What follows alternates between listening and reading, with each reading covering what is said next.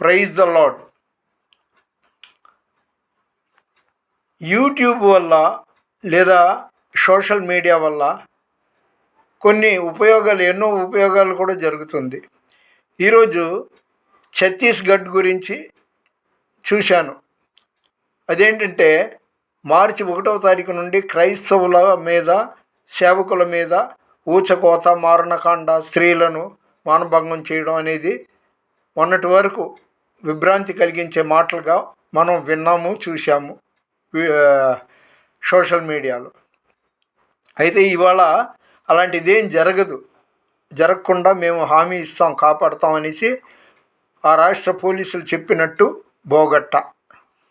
చాలా సంతోషం. మనలాంటి వాళ్ళు ఎందరో ప్రార్థనలు చేయబట్టి కూడా ఇది దేవుడు కార్యం చేశాడు. సరే, ఇదే రోజు బ్రదర్ జోసెఫ్ తంబి విజయవాడకు దగ్గరలో, అంటే గన్నవరం పక్కన పెద ఔటపల్లిలో ఆయన సమాధి ఉంది. ఆయన మహాభక్తుడు. ఆయనకి సెయింట్ హుడ్ కూడా రోమ్ నుండి, ఆయనకి సెయింట్ అంటే పరిశుద్ధుడు లేదా పునీతుడు అనే హోదా కూడా కల్పించినట్టు. ఆయన దాదాపు 75-80 సంవత్సరాల క్రితం దేవుని యందు నిద్రించాడు. మంచి భక్తుడు, సేవకుడు.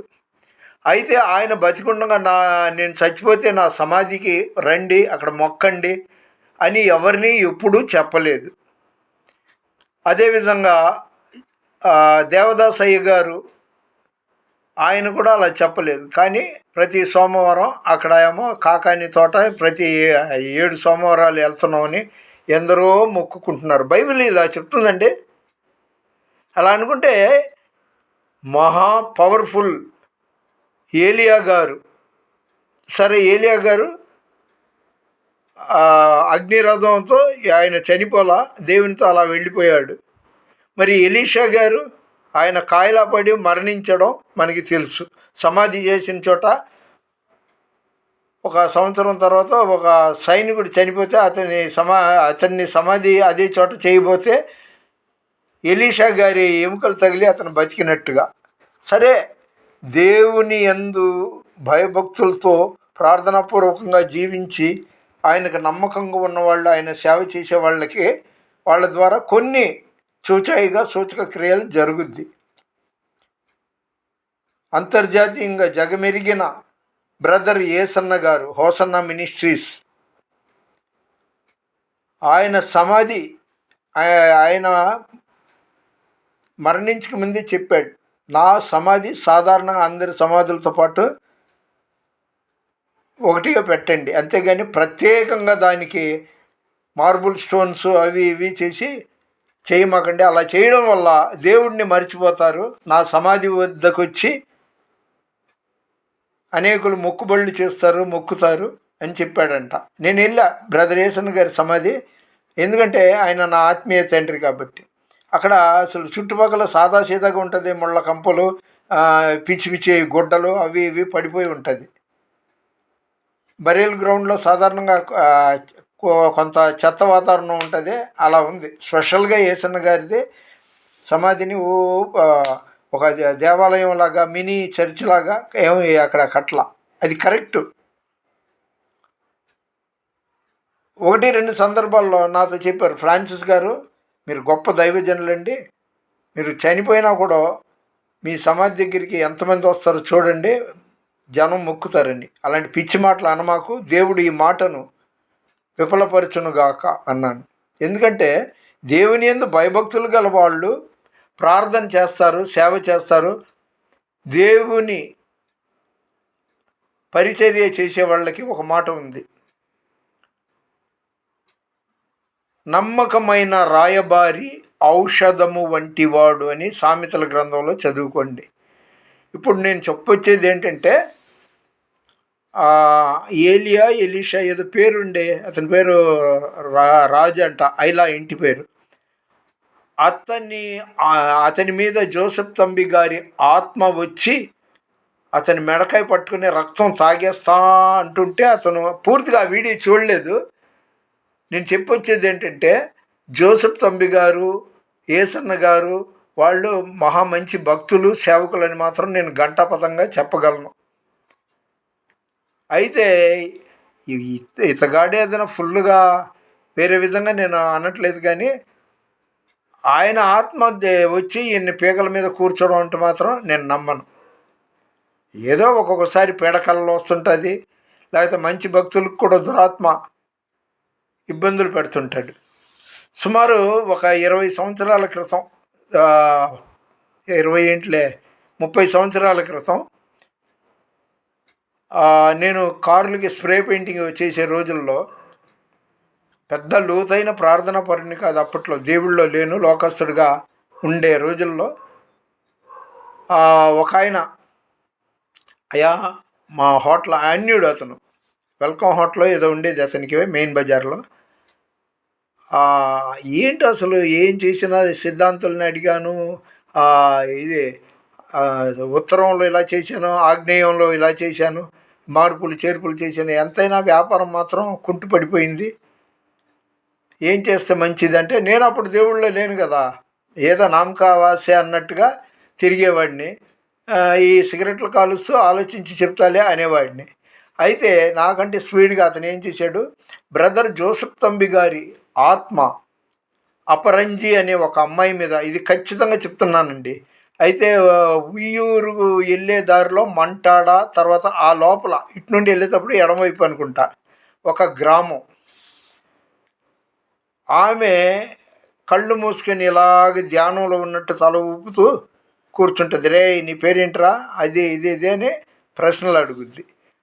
ఆగమేఘాల మీద ఆమె మనుషులు ఒక్కొక్క అక్కడొకడు ఎవరండి, ఏ ఊరు, విజయవాడ, ఏంటండి మీ పేరు, పలానా, అవన్నీ స్పీడ్గా ఆమెకి వెళ్ళి అందజేసేస్తారు.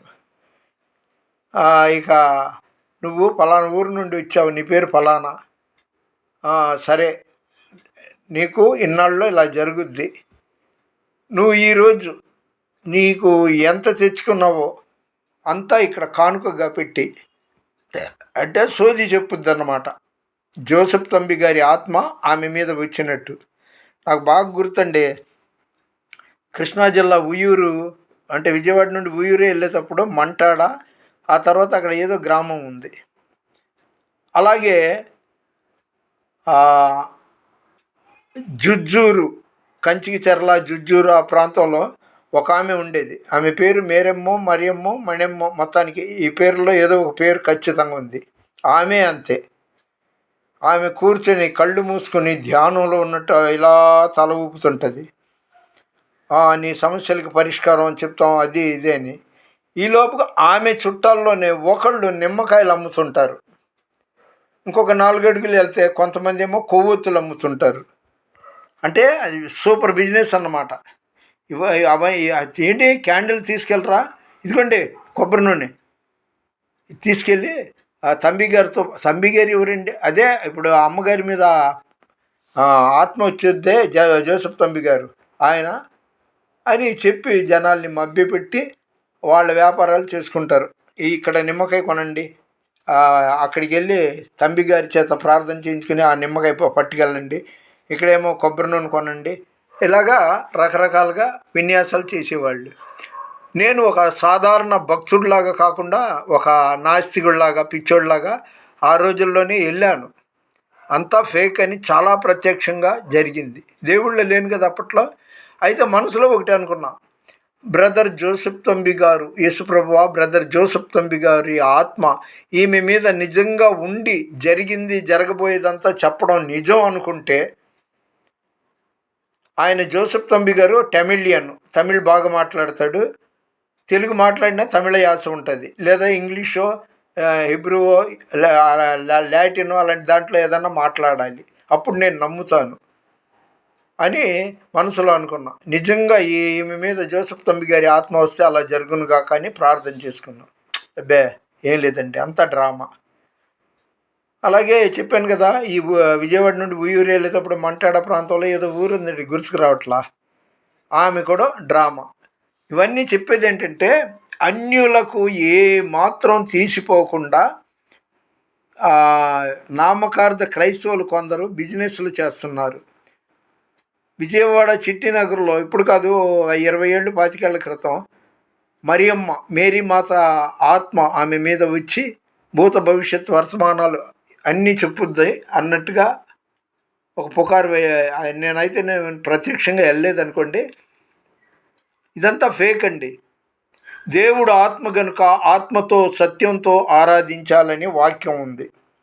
ఇందాక చెప్పానే జోసెఫ్ తంబి గారి ఆత్మ నా మీద వచ్చి నా పీక కొరికేసి రక్తం తాగేస్తానని చెప్పడం జరిగిందని ఆ వీడియో చూడండి. దాని పేరు అతని పేరు ఇంటి పేరు ఏదో ఉందండి, ఐలా ఏదో రాజు ఉంది, యువకుడే.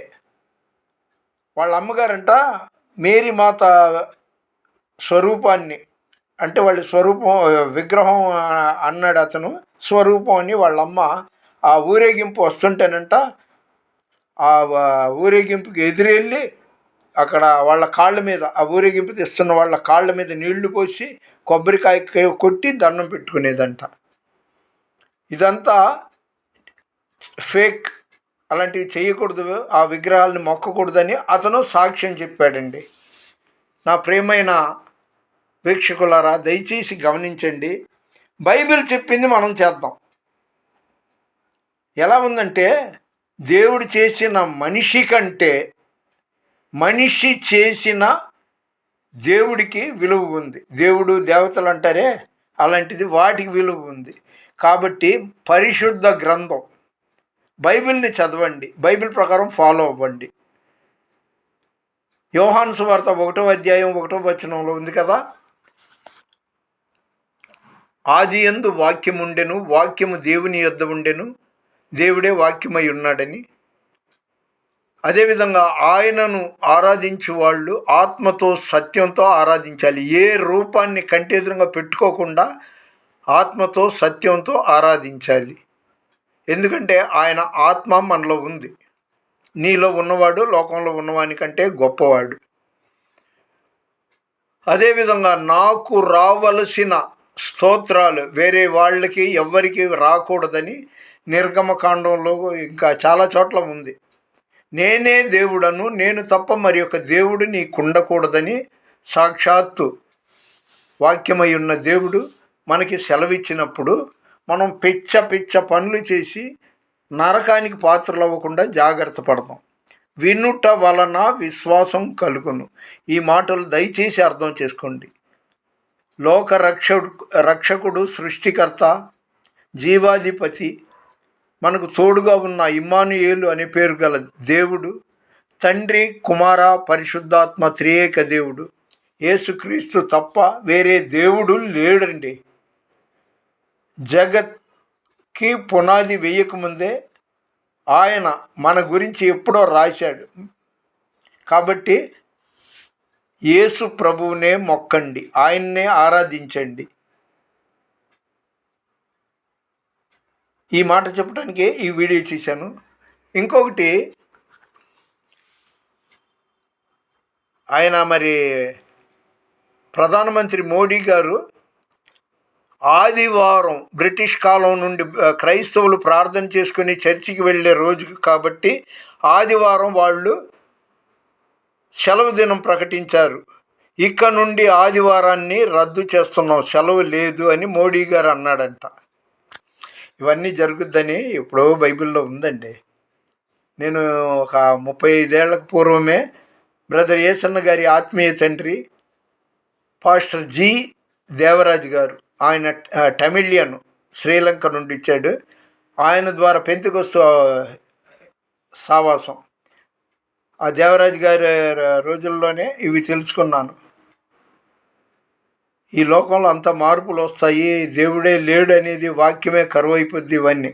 కాబట్టి మీరు నమ్మకంగా లోతుగా దేవునితో ఉండండి, దేవునిలో ఉండండి, ప్రార్థన చేసుకోండి. యేసుని తప్ప, యేసు అంటే రక్షకుడు, ఇంకా మిగతా వాటి మీద దృష్టి పెట్టమాకండి. ఆదివారం 6 106 సెలవు దినంగానే ఉండునుగాక. దేవునికి వ్యతిరేకమైనవన్నీ లయమైపోవునుగాక యేసు నామములో. మన వినికిడిలో దేవుడు ఈ కొన్ని మాటలను దీవించునుగాక. దేవుని పరిచర్యలో మీ రత్నం ఫ్రాన్సిస్. God bless you. నేను ఏ సంఘాన్ని విమర్శించట్లేదు. ఎవరిని హైలైట్ చేయట్లేదు, ఎవరిని కించపరచట్లా. పరిశుద్ధ గ్రంథం ప్రకారం మనం వాక్యమై ఉన్న దేవుడు చెప్పింది విందాము అంటున్నాను. అంతేగాని అది అతను భ్రమయము, జోసెఫ్ తంబి గారి ఆత్మ అతని మెడ మీద పడి రక్తం తాగేస్తానని చెప్పడం, ఇది మీరు చూడండి వీడియో ఇది. కాబట్టి అందులో ఒక వాక్యం గుర్తించుకోండి. జీవం గల దేవుడిని మృతులలో ఎందుకు వెతుకుతున్నావు అనే వాక్యాన్ని జ్ఞాపకం చేసుకోండి. ఆయన చనిపోలేదు, మరణాన్ని జయించిన పునరుత్థానుడైన దేవుడు. కాబట్టి యేసే మనకి మార్గము, సత్యము, జీవము. ఆయనతో ఉందాం, ఆయనలో ఉందాం. ఆదివారం దేవుడు ఖచ్చితంగా సెలవు దినంగానే కొనసాగించే అవకాశం మనకి అనుగ్రహించునుగాక. God bless you.